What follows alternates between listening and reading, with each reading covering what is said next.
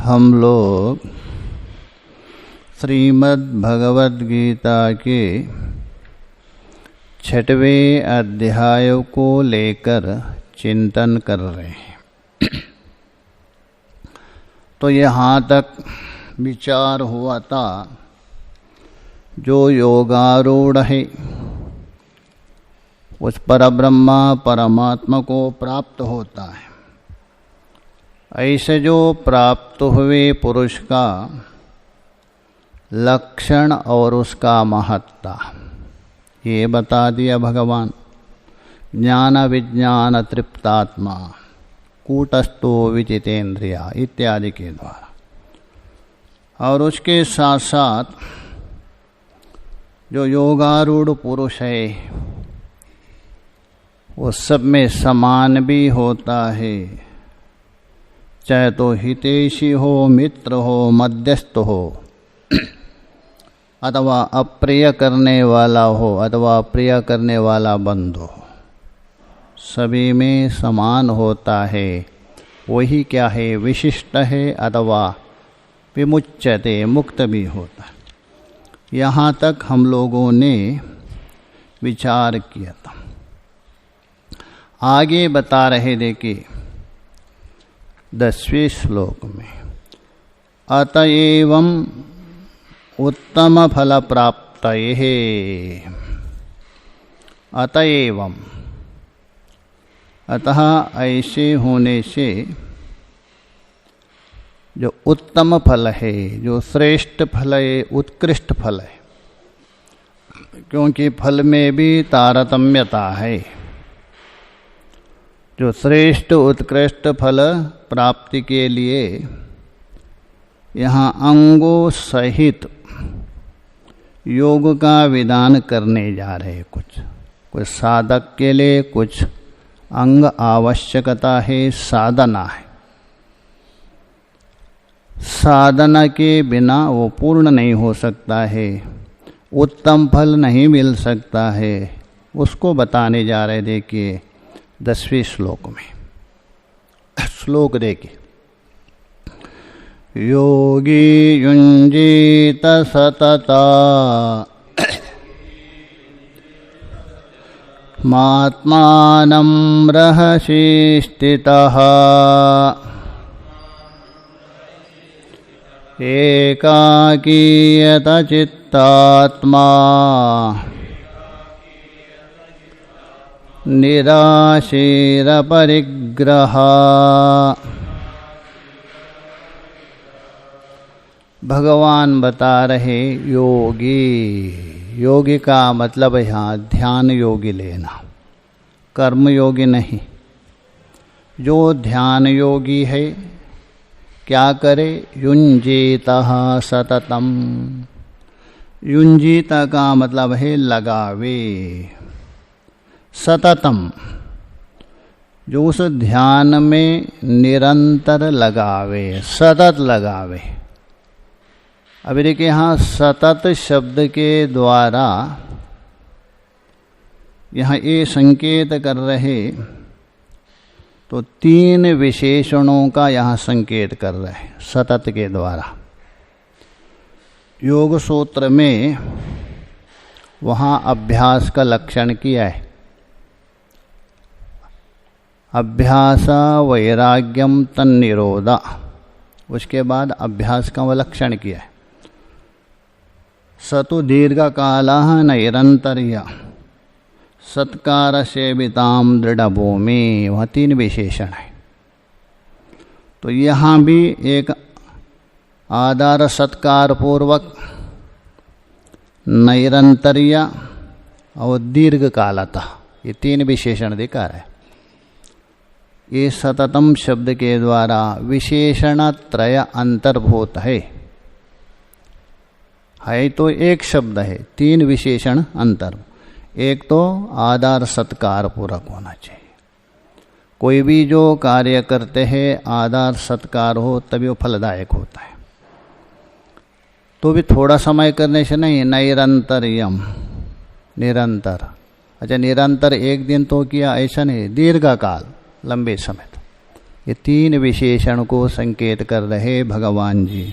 सततम तो अर्थ हो गया योगी युंजीत सततम, जो ध्यान योगी है निरंतर आदर सत्कार पूर्वक ये जो ध्यान योग में लगावे।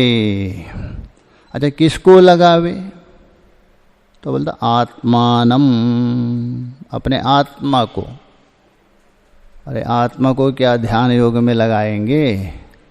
तो ध्यान का भी ध्यान है वो, इसलिए आत्मा न बोल तो अंतःकरण।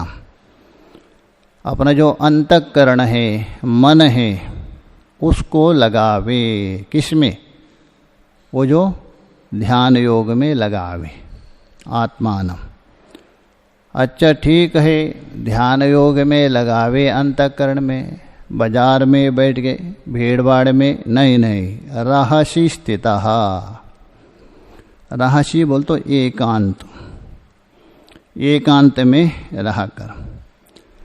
इसलिए भगवान भाष्यकार जी ने वहाँ कहा दिया है, एकांते सुखमाश्यताम परतरे चेता समाधीयताम पूर्णात्मा सुसमीक्षिताम जगदिदम तद्बाधितम दृश्यता। तो एकांत है। एकांत का मतलब है या तो गुफा में हो, अथवा पर्वत में हो, अथवा नदी किनारे हो, ऐसी जगह में वहाँ केवल गुप्त हो, दूसरे को कोई मालूम ना पड़े, विघ्न ना डाले। नहीं तो बस यहाँ बाबा जी ध्यान कर रहे, सारे भीड़ लगेगी पूरे, आपकी पहुँच जाएंगे पूरा। इसलिए क्या हुआ, दो गुरु भाई थे, बहुत बड़े साधक, स्मशान में रहकर साधना करते थे, बहुत बड़े, बस भिक्षा करते थे, स्मशान में रहकर साधना कर। तो उनका यह चारों तरफ से फैल गया, राजा तक पहुंच गया। राजा के मन में इच्छा हो गई इनका दर्शन करना है। तो इनको मालूम पड़ा राजा दर्शन करने आ रहे, किंतु आजकल तो प्रसन्न हो जाएंगे, मंत्री मेरा दर्शन करने आ रहेगा।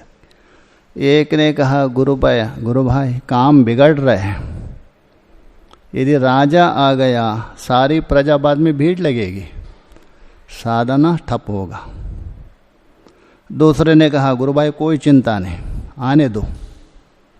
राजा पहुंचने वाला था, पास में पहुंच गए। उतने में एक कहते अरे तू महात्मा क्यों बन रहे, मेरी रोटी तूने चुराया। दूसरा कह रहे घर में खाने नहीं मिला, मेरे सब्जी भी निकाल दिया। आपस में झगड़ा करने लग गए। राजा ने सोचा ये सब्जी और रोटी के लिए झगड़ा करते, कौन से संत हो गए। वहाँ से वापस गए। तो उन्होंने कहा देखो हमारा तो काम हो गया। यदि राजा उनके पास जाता तो उनकी सारी जो साधना है समाप्त, क्यों सब कोई ना कोई आते रहेंगे, साधना कहाँ से करें। इसलिए बोल रहे हैं रहसी, कोई भी ना पहुँचे वहाँ ऐसी जगह में स्थित। चलो कभी कभी रहसी एकांत में तो होता है। तो भगवान बता रहे एकाकी, एकांत में कभी 2-3 लोगों को लेके गए आप गुफा में, अथवा जंगल में तो पहुँचे, वहाँ 2-3 हो गए, तभी नहीं। एकाकी बोल तो अकेला, एक शब्द को अकिनिच प्रत्यय हो के बनता है एकाकी।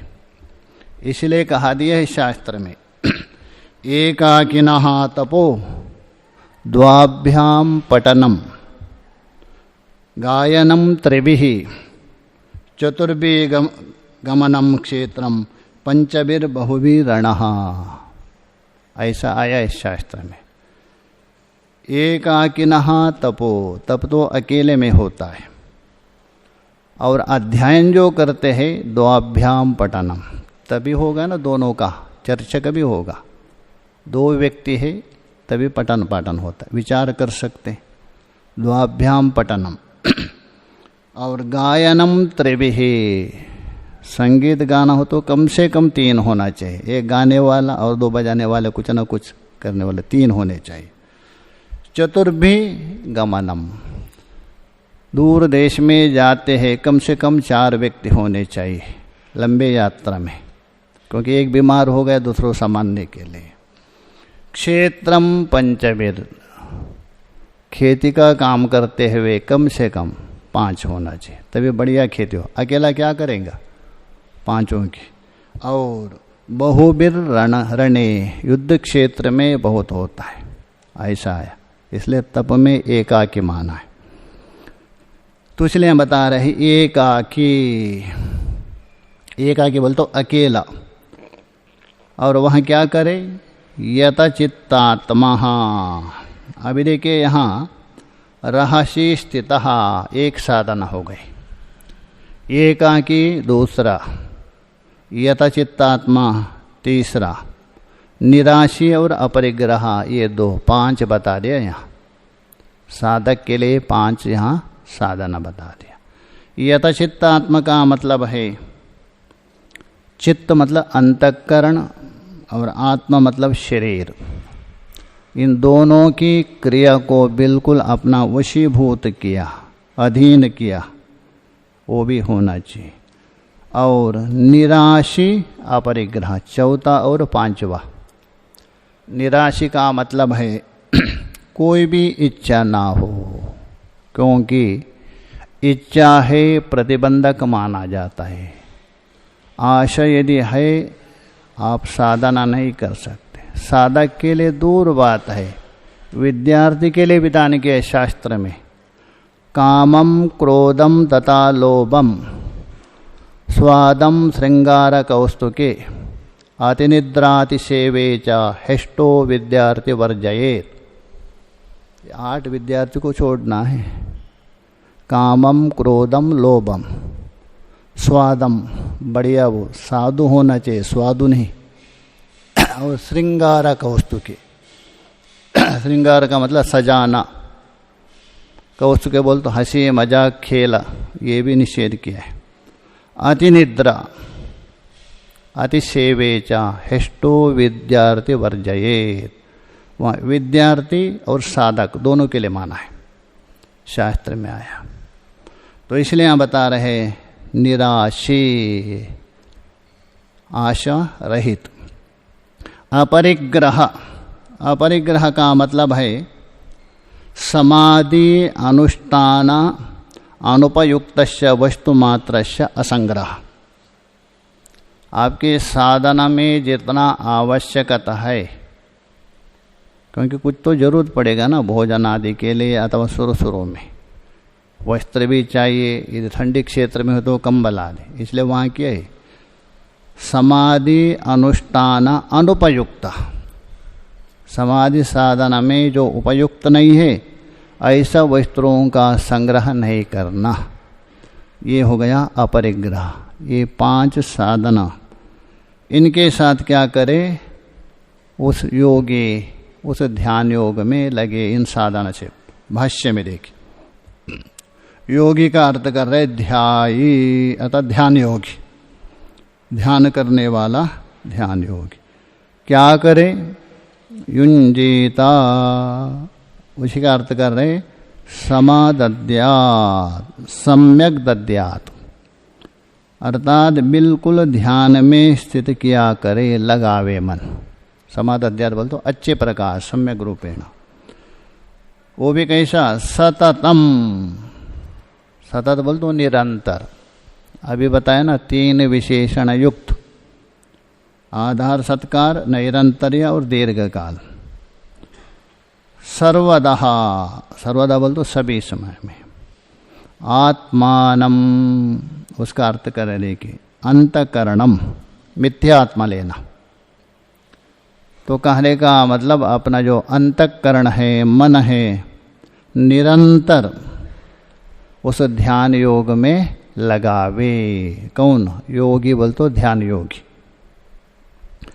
कहाँ, रहसी बोल तो एकांते, उसका अर्थ कर रहे देखिए, गिरी गुहादो स्थिता, या तो पर्वत में अथवा गुफा में, उपलक्षण में आया है नदी पुलिने, नदी किनारे हो, अथवा अरण्य व जंगल में, ऐसा जगह है। यहाँ भाष्यकार दो संकेत कर रहे हैं, गिरि गुहा दो उपलक्षण लेना, जंगल में है अथवा नदी किनारे जहाँ भीड़ भाड़ ना हो उस जगह में, सन वहाँ में स्थित होकर, एकाकी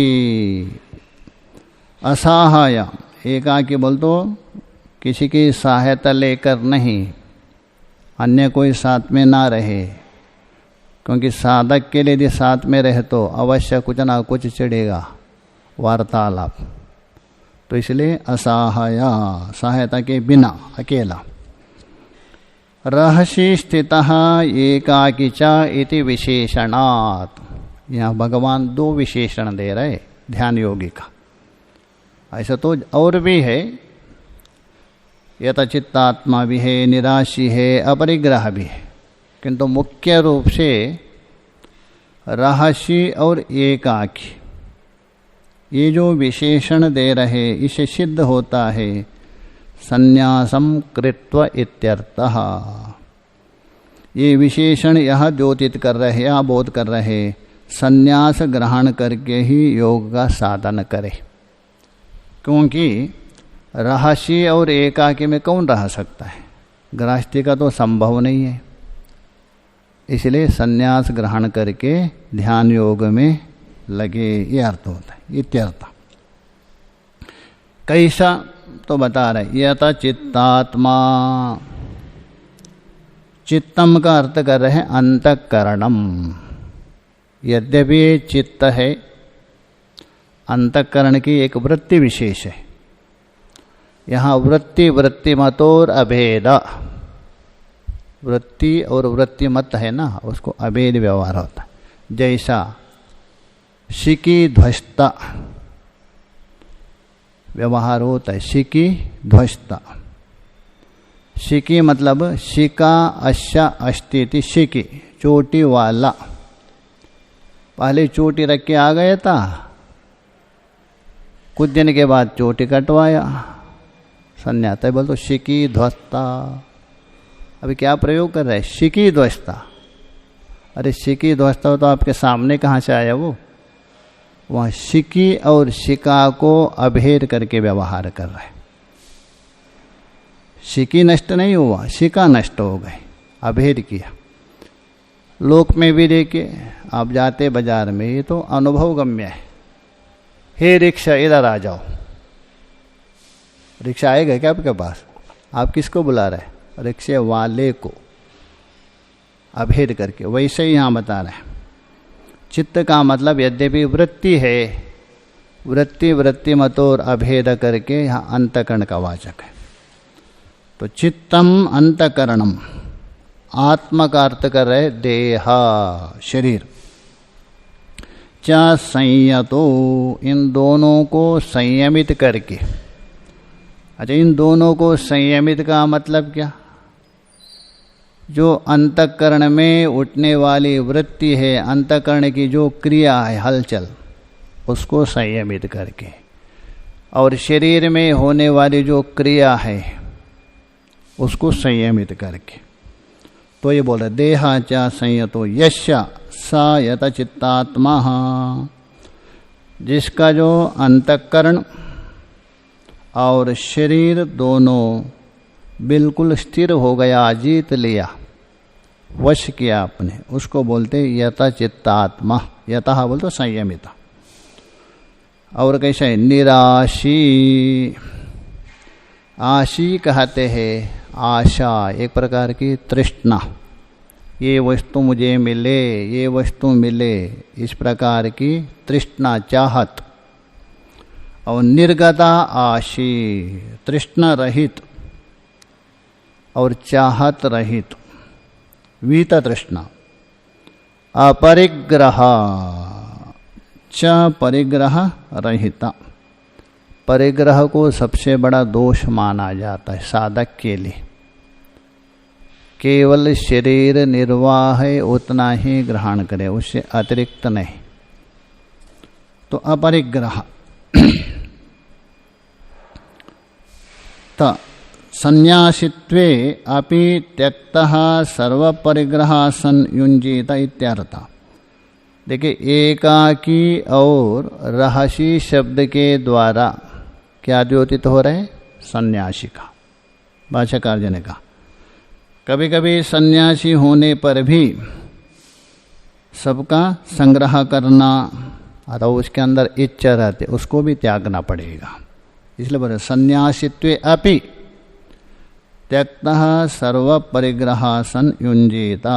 सन्यासी होने पर भी कभी कभी उसके अंदर इच्छा होती है, मिले ये हो तो ठीक चलेगा करके, और भी मिले करके।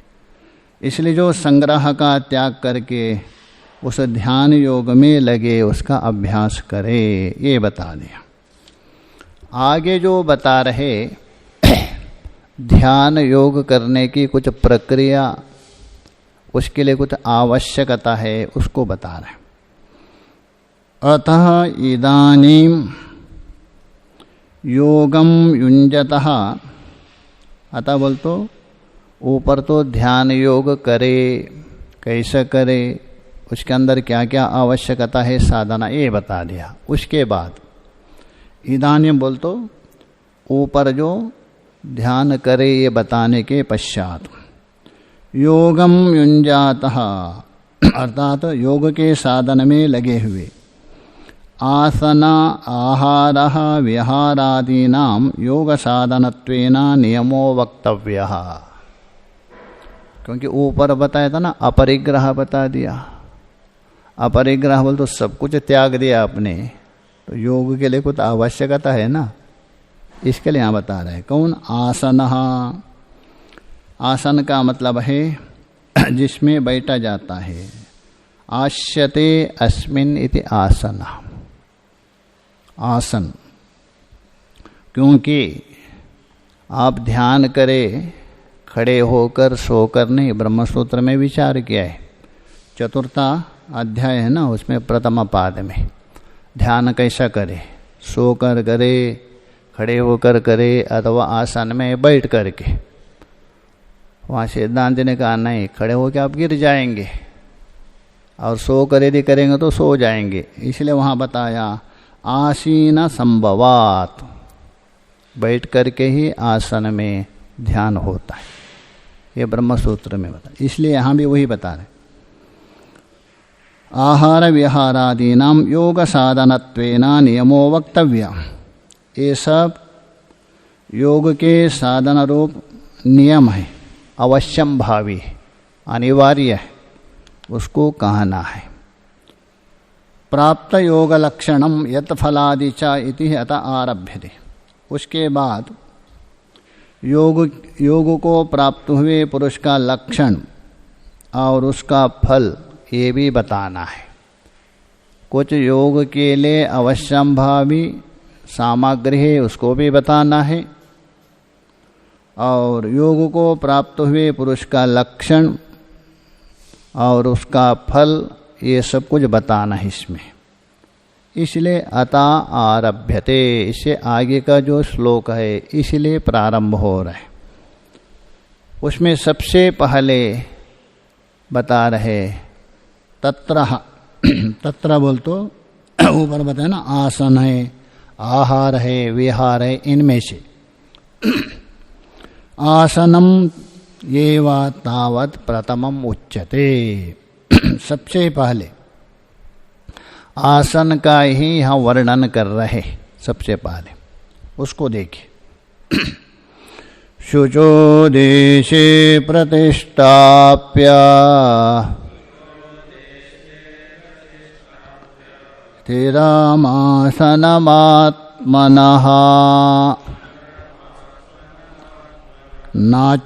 नात्युच्छ्रितं नातिनीचं शैलजेन कुशोत्तरम्। पहले ध्यान योग करने के लिए देश विशेष बता रहे। सभी देश में आप ध्यान नहीं लगा सकते। कौन सा देश होना चाहिए? शुचो देशे प्रतिष्ठाप्य। शुच का मतलब पवित्र। पवित्र दो प्रकार से होता है।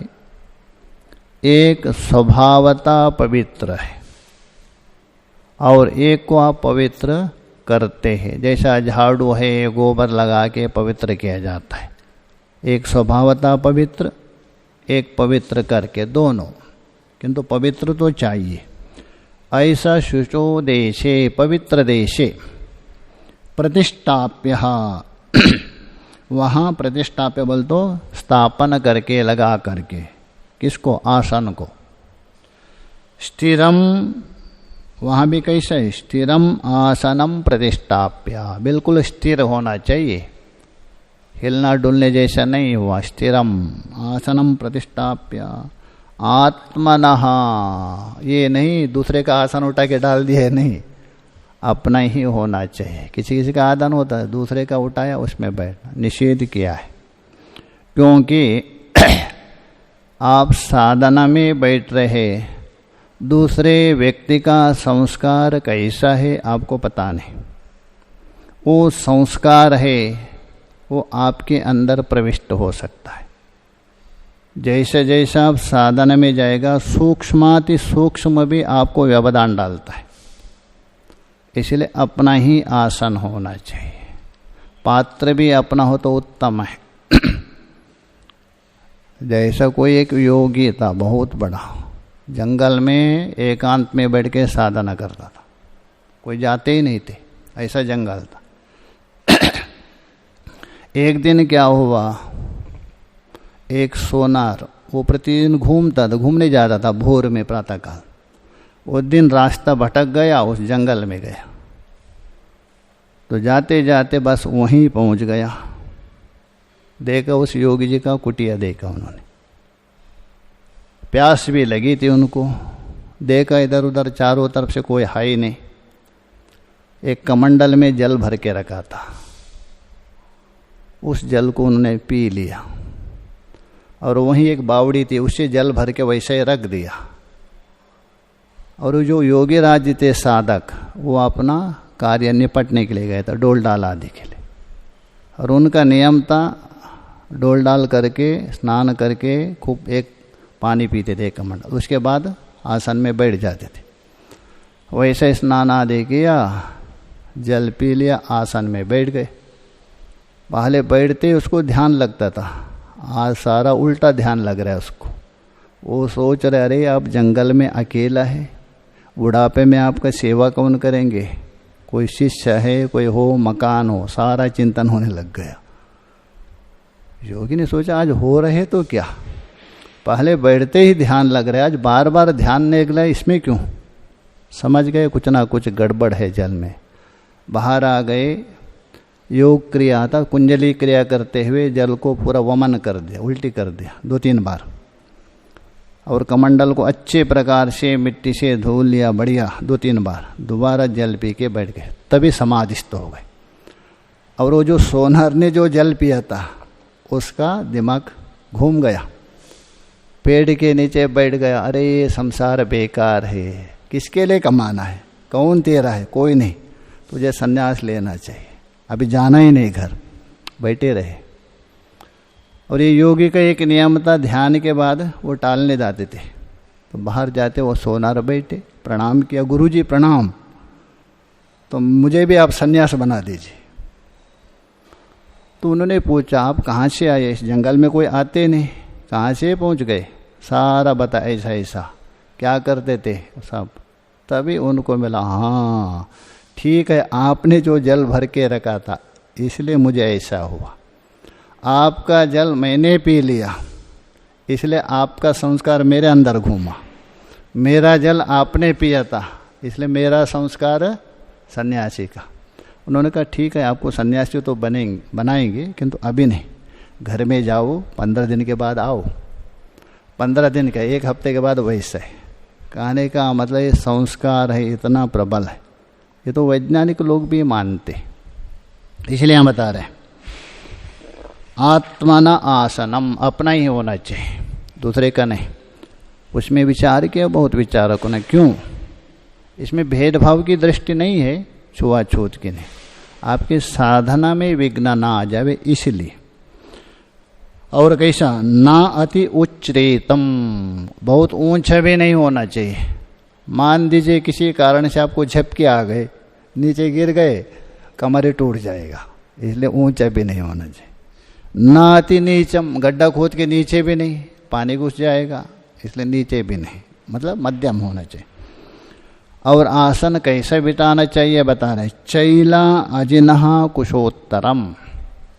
देखिए पाठ क्रम है, एक नियम है, पाठक क्रमाद अर्थक्रमा बलियसी। एक पाठ क्रम होता है, एक अर्थ क्रम होता है।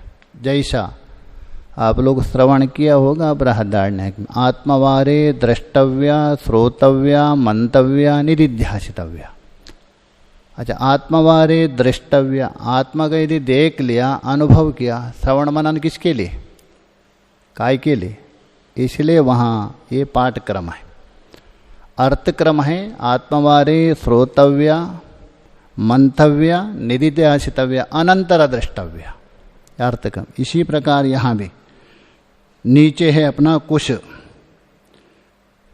कुश को नीचे सबसे, उसके बाद अजिना, अजिना बोल तो मृगच्छाल, उसके बाद चैला बोल तो पतला सा कपड़ा, अन्यथा नीचे कपड़ा, उसके मृगच्छाल, उसके बाद कुछ ऐसा नहीं। पाठक्रम से ऐसा है, अर्थक्रम में सबसे नीचे कुशासन होना चाहिए, उसके ऊपर मृगच्छाल, चलो मृगच्छाल नहीं तो क्या करे, कंबल होना चाहिए ऊन का कोई, उसके ऊपर एक पतला सा कपड़ा होना चाहिए, रेशम हो कोई हल्का सा, क्योंकि आप उसको शुद्ध रख सकते, धो सकते, कंबल को धो नहीं सकते, इसलिए एक क्रम है। भाष्य में देखिए, शुतो अतः शुद्धे विविक्ते स्वभावतः, शुद्ध का अर्थ कर रहे भाष्यकार दो प्रकार का। विविक्ते स्वभावतः संस्कार तो वा, या तो स्वभाव से ही शुद्ध है, अथवा आपने उसको परिमार्जन किया, झाड़ू लगा दिया, गोबर आदि के द्वारा शुद्ध किया, दो प्रकार का। ऐसा देश में स्थाने प्रतिष्ठाप्य, अतः आसन को वहाँ स्थापित करके लगा करके। स्थिरम, स्थिरम बोल दो अचलम, बिल्कुल अचल होना चाहिए, हिलना डुलना नहीं होना चाहिए। आत्मनः आसनम, स्वयं का आसन होना चाहिए, दूसरे का नहीं। न अति उच्चरीतम, न अतीव उच्चरीतम, बहुत ऊंचा भी नहीं होना चाहिए, क्योंकि उसमें हानि हो सकती। न अपि अति नीचम, अत्यंत नीचा मतलब गड्ढा जैसा भी ना होना चाहिए। कुछ कुछ लोग होते गड्ढा खोद के उसमें बैठते अंदर, वो भी नहीं। तच्च, और कैसा, चैलाजीन कुशोत्तरम, चैलम अजिनम कुशम च उत्तरे यस्मिन् आसने तद आसनम चैलाजीन कुशोत्तरम। पाठक्रमाद विपरीतः अत्र क्रमः चैलादीनम। भाष्यकार जी बता रहे, यह जो पाठ क्रम है, पाठ है, चैल है, अजिन है, कुश है। उत्तर उत्तर में क्या है, चैल के बाद अजिन, अजिन के बाद कुशा, ये पाठक्रम है। किंतु पाठक्रम के अनुसार यहाँ नहीं लेना, यहाँ अर्थक्रम से लीजिए, इसलिए बोलते पाठक्रम का विपरीत कर दीजिए।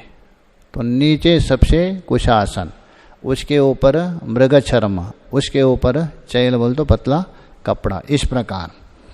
उसके बाद क्या करे, इस प्रकार आसन तो बिठा दिया, आसन स्थापित करके क्या करना चाहिए वो बता रहे। देखिए, प्रतिष्ठाप्य किम, आसन को स्थिर स्थापन करके वहाँ क्या करे, सो बता रहे। देखिए आगे के श्लोक में, तत्रेकाग्रम मनः कृत्वा यतचित्तेन्द्रियक्रियः उपविश्यासने युञ्जात् योगमात्मा विशुद्धये।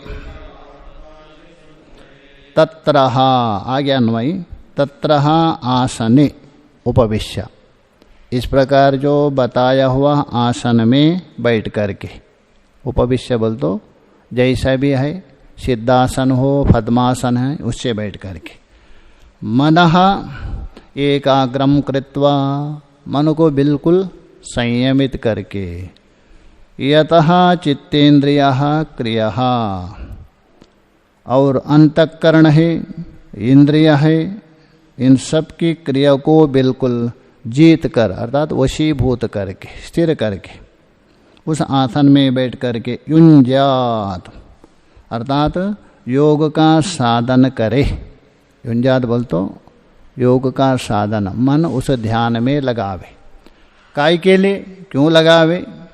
तो बोल रहे आत्मा विशुद्धये, अंतकरण शुद्धये, अपना अंतकरण पवित्र करने के लिए उसमें लगावे। भाष्य में देखिए सरल है, तत्र बोल तो तस्मिन् आसने उपविश्य, इस प्रकार 11वें श्लोक में जो आसन बिछाने का तरीका बता दिया, उस आसन में बैठ करके योगम युञ्जात अर्थात योग का साधन करे, अर्थात ध्यान लगावे। कथम, कैसे लगावे? सर्व विषयेभ्यो उपसंवृत्य एकाग्रम मन, एकाग्रम मन का अर्थ कर रहे हैं संपूर्ण विषयों से मन को समेट करके, निरंतर विषयों के चिंतन में लगा हुआ मन को बिल्कुल समेट करके एकाग्र करते। ये बोलो सर्व विषयेभ्यो उपसंवृत्य एकाग्रम मनः कृत्वा, एकाग्र का अर्थ है यत चित्तेन्द्रिया क्रियः, चित्तम च इंद्रियाणि च चित्तेन्द्रियाणि, चित्त और इंद्रियों की जो भी क्रिया है उसमें होने वाली वृत्ति है, तेषां क्रियः संयतः, उन क्रियों को संयत बोल तो वशीभूत करके, अधीन रख करके। तस्य स यत चित्तेन्द्रियः क्रिया, इंद्रिया है और चित्त है, इनकी जो क्रियाओं को जीतने वाला होकर ध्यान करे। स किमर्थम योग युञ्जादित्याह, अरे इस प्रकार आसन में बैठ करके इंद्रियों को संयमन करके और चित्त की क्रिया को संयमन करके ये सारा ध्यान करने का आवश्यकता क्या है, किसके लिए करे, उसका प्रयोजन क्या है? तो ये बता रहे हैं किमर्थम योगम युञ्जात इति आहा, उत्तर दे रहे आत्म विशुद्धये। आत्मा का अर्थ है मिथ्यात्मा लेना, अंतकरणस्य विशुद्धार्थम इति एतत्, ये जो हमारा अंतकरण है राग द्वेषादि के द्वारा कलुषित है, रजोगुण वृत्ति अत्यधिक है, मनुष्य में रजोगुण वृत्ति मानी है, पशुओं में तमोगुणात्मक माना है, इसलिए रजोगुणात्मक वृत्ति को जब तक संयमित नहीं किया तब तक उस आत्म तत्व का अनुभव नहीं कर सकते। इसलिए हम बता रहे अंतकरण को भले शुद्ध करना। शुद्ध का मतलब है राग द्वेष आदि जो क्लेश है, इन क्लेशों का शिथिल करना, सर्वथा नाश नहीं है, तनुकरण करना, यही आत्मशुद्ध ये अंतकरण विशुद्धार्थ इति एतत्। उसके लिए ध्यान करे, ध्यान करते करते करते आपका ध्यानात्मक संस्कार अभिवृद्धि होता है, बढ़ जाता है। तभी जो पूर्व संस्कार है, युत्तान संस्कार, वो धीरे धीरे धीरे शिथिल होता है। जैसे जैसे शिथिल हो जाएगा तभी वो जो आत्मज्ञान को ग्रहण करने की योग्यता आती है, तभी होता है। इसके लिए बता रहे, आगे का विचार हम लोग कल का। ओम